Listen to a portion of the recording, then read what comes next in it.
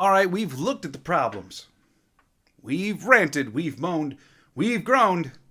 Now it's time to move on, move up, and most of all,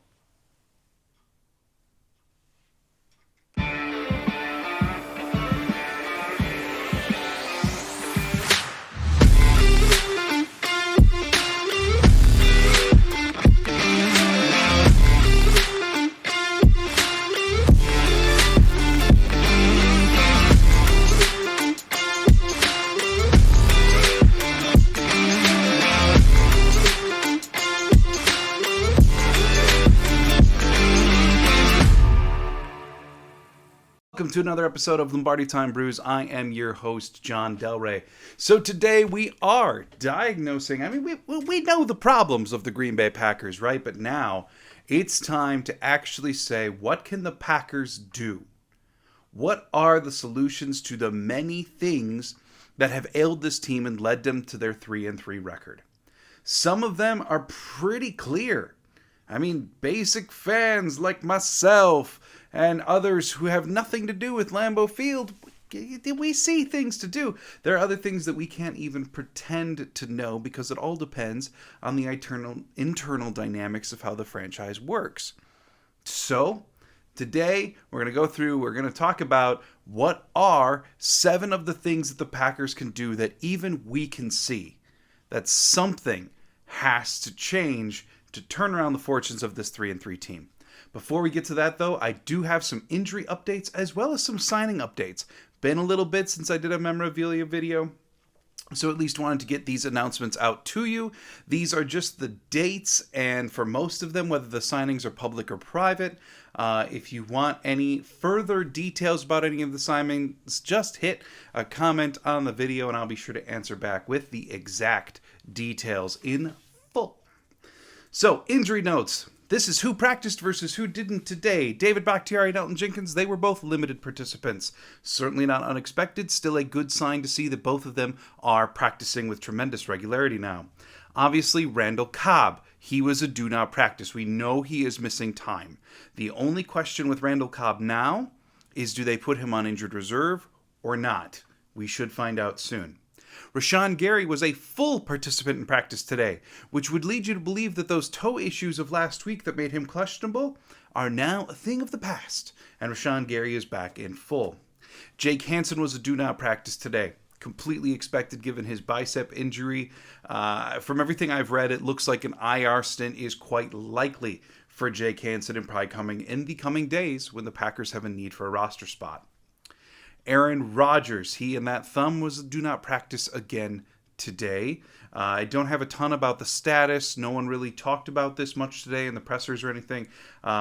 So Aaron Rodgers do not practice. This is probably just a thumb rest day for their downright old quarterback.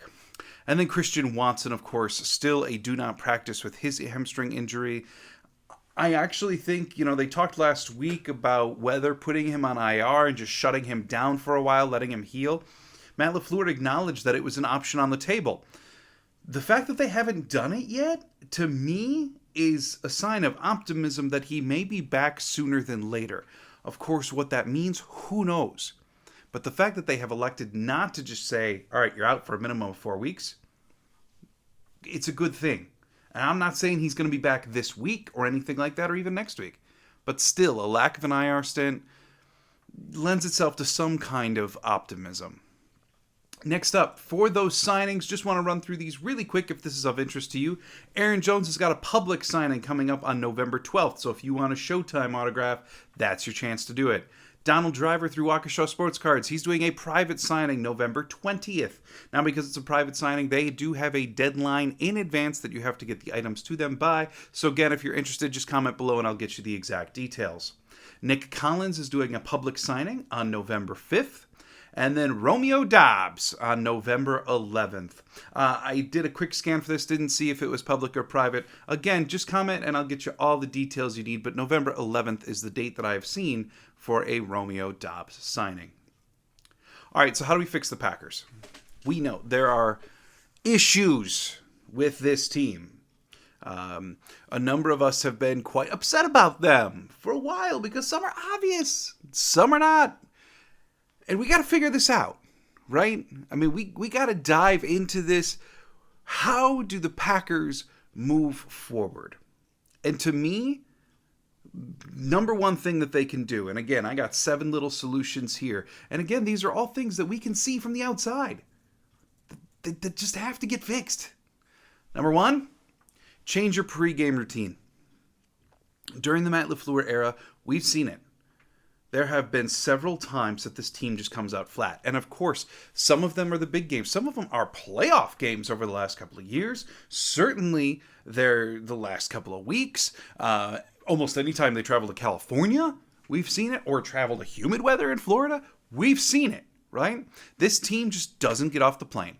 How much have you heard that phrase about the Green Bay Packers? And now they did it in Lambeau Field, where they just didn't get up to play.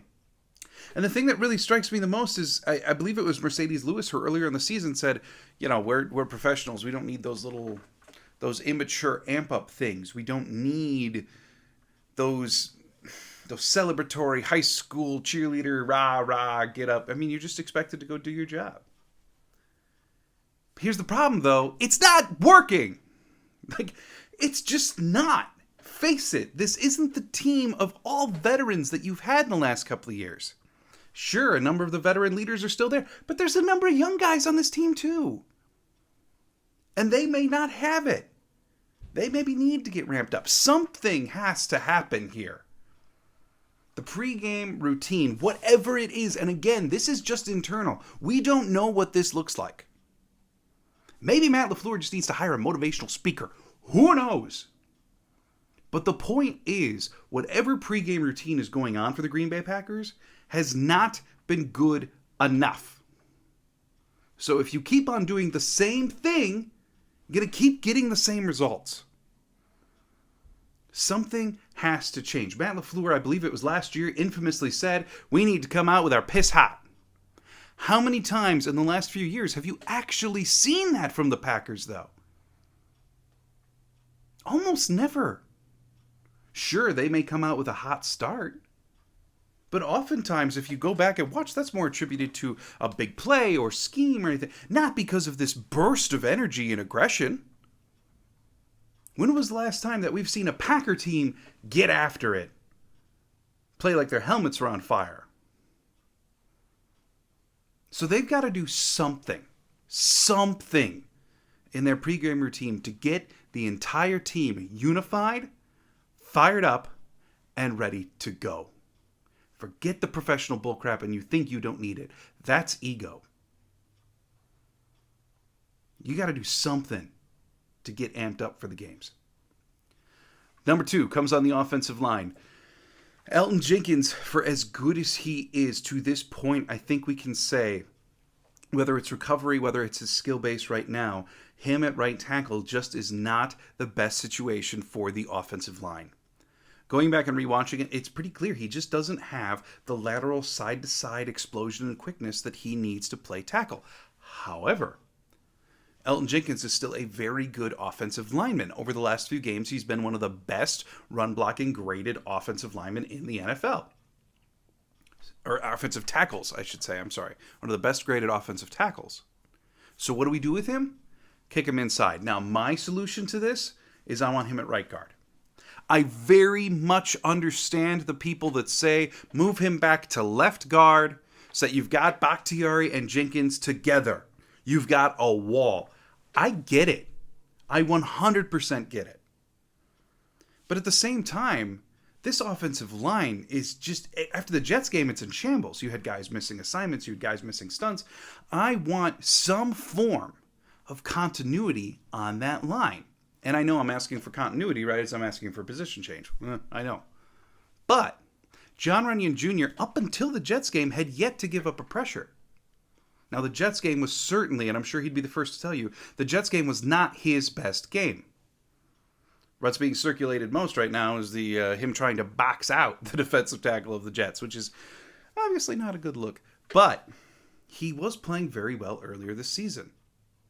Really, up until the Jets game, especially in pass protection. So I don't mind him staying at left guard. I don't feel the need to mess with John Runyon Jr. when he's playing well.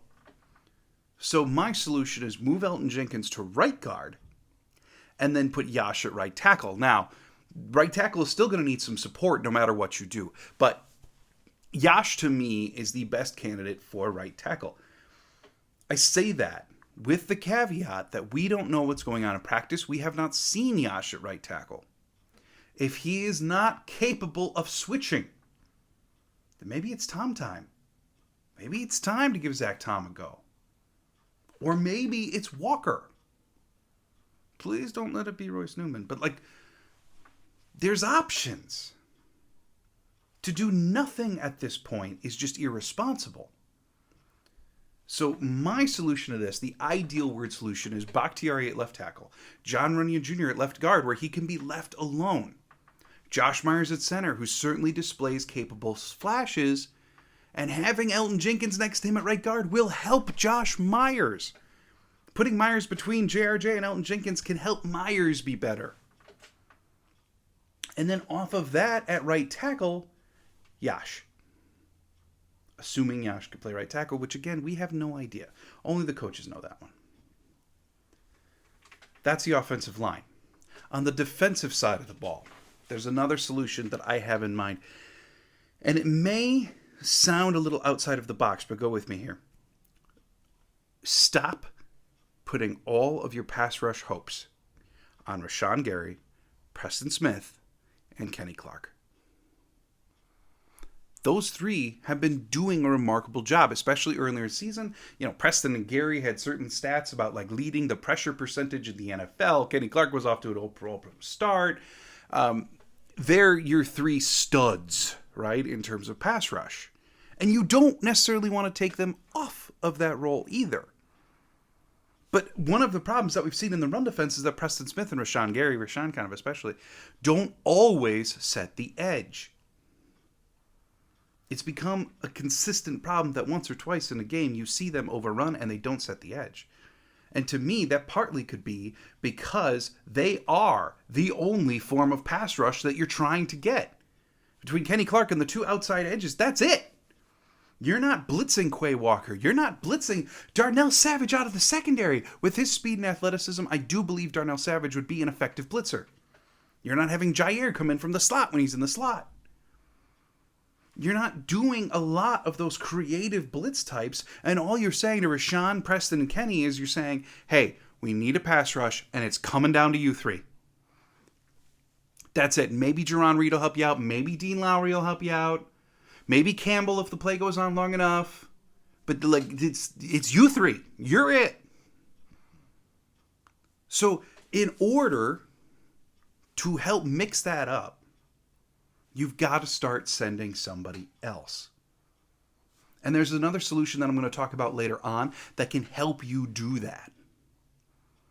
But something has to change. We can't just say, the defense has to be more aggressive. There has to be an actual change with it, right?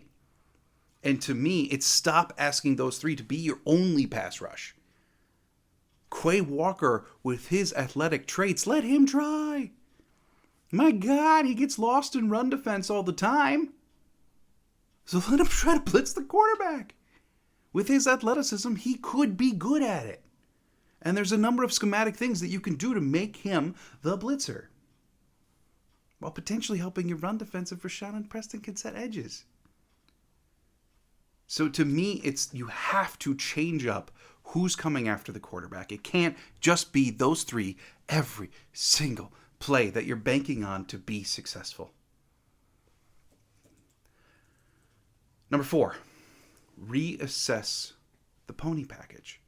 Look, all offseason long, everyone who's got a microphone and talks about the Green Bay Packers was talking about their excitement for the pony package. A.J. Dillon, Aaron Jones, there's not this much playmaking ability at wide receiver, so what do? Feature the running backs more. Or so we thought until we learned that Matt LaFleur hates Aaron Jones. But the pony package seemed like the most simplistic, just easy, here it is on a platter way to get both of your playmakers on the field to call a number of plays, have a successful run game, right? And for the first bunch of the season, it just didn't work the way it was supposed to, for whatever reason. And now the Packers over the last 2 games have really started to get away from it. They're calling less and less pony. But in the Jets game, all you had to do was look across to the other side to Matt LaFleur's own bloodline to see that LaFleur's brother has been utilizing the pony package to great effect using Hall and Carter. Now, this is not to diminish Hall and Carter, but they are not Aaron Jones and A.J. Dillon. So if the Jets are able to effectively utilize the pony package, why aren't the Packers? To me, something schematic has to be wrong there. Now, I can't answer what for you, but something, because sure, are individual spots on the Jets' offensive line better? Yeah, potentially, but not tremendously. So it can't necessarily be that, right? The Jets don't have the threat at quarterback that the Packers have. Sure, wide receiver, I'll totally give that to the Jets, sure. But why is it that one team can effectively run the pony package and the other team can't? And that needs to be answered because you need Aaron Jones and A.J. Dillon on the field together. And I don't care if you don't want to call it the pony pack. I don't care if you want to call it I-form and put A.J. Dillon at the traditional fullback role. I don't care. I don't care what you call it. I don't care how you do it. Get them on the field. Moving on from that, number 5, and this is very, very close-knit to that, we have got to find a solution to A.J. Dillon. A.J. Dillon, towards the end of last year, he was one of PFF's highest-rated running backs in the entire NFL towards the end of the year last year. It truly looked like it was going to be 1A, 1B. And now we're into this year, and sometimes he's getting more carries than Aaron Jones, but he's not nearly as effective running the ball as Aaron Jones or as he should be. Now, part of the problem, of course, is that the offensive line isn't opening up space for him. But A.J. Dillon is the kind of running back that doesn't necessarily require all that space because he wants contact. So what's wrong here?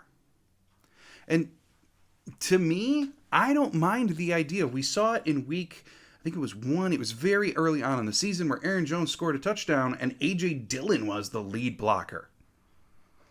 I'm going to be frank, I don't hate that. If A.J. Dillon needs to get in the mode of hitting people more often, sign him up as a lead blocker.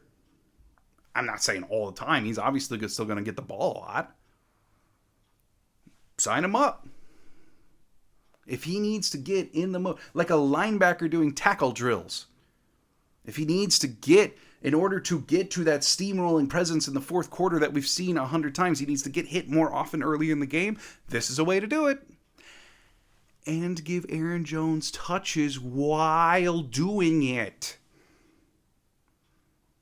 Or present both of them on the field at the same time and motion Aaron Jones out to the slot. I don't hate that either. We know Aaron Jones has tremendous receiving ability, even if he's not the most natural wide receiver on the field.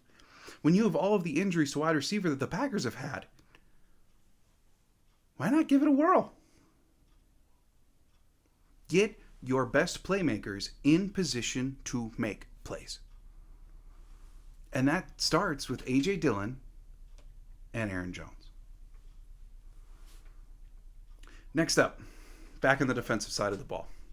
I don't mind at all Jair Alexander shadowing the opposing team's top wide receiver. Maybe this isn't a permanent fix. But while you're figuring out everything else, while you're trying to fix Devondre Campbell to make him the 2021 version of himself, while you're trying to get Adrian Amos back to form, while you've got all of these other projects, I don't mind Jair Alexander tailing wide receiver 1, similar to what he did against the Jets. He was on Wilson a lot, and it worked quite well. And this is what I was talking about earlier. If you want to diversify who's coming after the quarterback, basically blanketing their opposing number 1 receiver in coverage can certainly help. it probably would have helped a lot week 1 against Justin Jefferson. And to pair another thing with it, I guess I should say, if one of your defensive backs is coming off of the field, I want that one coming off the field to be Darnell Savage, not Rasul Douglas. If you're only going to have 4 defensive backs on a given play, Stokes, Jair, Rasul, Amos. Savage has been lost. And I don't know why, but he seems to be one of the few players that played better in Mike Pettine's system than he has under Joe Barry's. We are now a year and a half into the Joe Barry defense, and there's a number of players that aren't playing as well as they did last year. Devondre Campbell being number 1 on the list for me. He is not having as good a year this year as he did last year.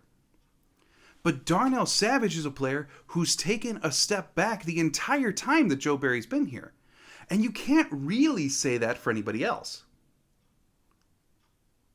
I don't know why he would work better under the Pettine system than he did the Barry system, unless he's just being asked to do too much or things that don't match his skill set. But he's looked horrifically lost a number of times this year. So if you've got to take off one of your 5 defensive backs, it's got to be Savage. And again, going back to my point earlier, you can utilize Savage in different ways, including in the pass rush. Number 7. It sounds stupid. It sounds silly. You don't have any control over it. Get healthy. Look, coming into this year, several others talked about it. The Green Bay Packers were going to put together this mosaic at offense. You know, Cobb doing this kind of thing, Watson doing this kind of thing, Watkins doing this kind of thing, Jones and Dillon behind, etc. All these pieces serving different functions to make this offense whole. Well, when Sammy Watkins misses 4 games early on in the season, when Christian Watson misses time, coming up when Randall Cobb misses time, if it was going to take all of those pieces to make you whole, and now you chinking away at the armor, this one's gone, this one's gone, this. That's what happens when you have guys who really only do 1 or 2 roles for your offense. When they're gone, who does it? Amari Rodgers may fill in for some of Cobb, but they don't seem to trust him on offense yet. I mean, I know he played a bunch against the Jets, but was a lot of jet motion type guy. Wasn't doing true Randall Cobb stuff. But that position just straight up needs to get healthy. It does. You know, and I'm going to throw one last one on here before we wrap it up. And I know a lot of people listening to this are probably hoping that I'm going to say something along the lines of OBJ or trade for DJ Moore or all these other things, right? There's a reason I didn't talk about external acquisitions. The Packers' problems run deeper than I believe one individual can fix. And I think if you just sign OBJ, this passing offense doesn't just suddenly figure itself out. Right? There are some things in this offense that have to be simplified. Yeah, there are. Rodgers is not entirely wrong, even if he didn't say it. I know he's incredibly articulate, but that wasn't the most tactful thing he's ever said. Nor was it the most specific. And Aaron Rodgers and Matt LaFleur, I'm sure they already have had some kind of conversation. But I don't think you can just sign one player, trade for one player, and suddenly the offense is fixed. This entire collective has issues. Cultural, organizational, attitude. And not only that, but if the Packers are going to reach the mountaintop, if they're going to have as good of a season as many people hope for, if they're going to have as good of a season as going all in dictates that you need to have, these solutions need to come from within. It needs to be fixing A.J. Dillon, allowing the defense to play aggressively, letting Jair shadow people. It needs to be switching the offensive line so that your players can be successful. It needs to be getting amped up for games, because God knows they don't do that. It has to be these internal switches, right? Just bringing in somebody from the outside isn't going to do it. It's an easy scapegoat answer. And all of this rolls into, for me, they have to remember who, why, what they play for. Matt LaFleur in his press conference today said that he told players before practice, or he was going to, or something, I'm forgetting the timing, but like he wants the players to remember and get back to having fun on the football field. And I've called all week for anger. Embrace your emotions. Happiness is one of them too. But the Green Bay Packers over the last 2 weeks have just looked rudderless, soulless. A group of men without a unified purpose. I saw someone tweet about how this team just kind of looks like a bunch of guys that don't even really like each other that much. And that really stuck with me because, you know, it's kind of true.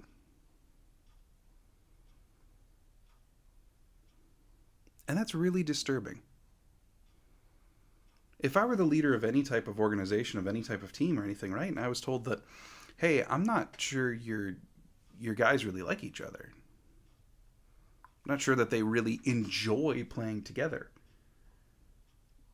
That's going to be agenda item number 1. We're going to fix it. And I don't know what the answer to that is because it's so dependent on the clients and the people that you're working with, right? We all know that. Solving cohesiveness, trust, becoming a team is custom to whatever that team needs. And the Green Bay Packers are in that mold. They just don't look like a cohesive unit. When you watch this offense play, do you see 11 guys that without fail question or like trust each other? No, you don't. It's not what you see. Who do you play for? Is it each other? Is it yourself? Is it the town? What? Who? What do you play for?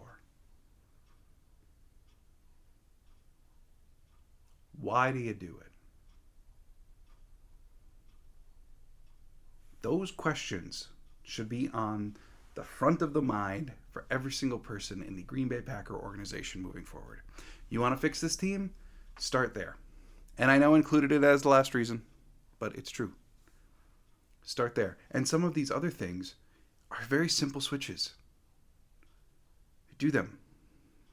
Answer those questions. And then you will see this team begin to click and live up to what it should be this year.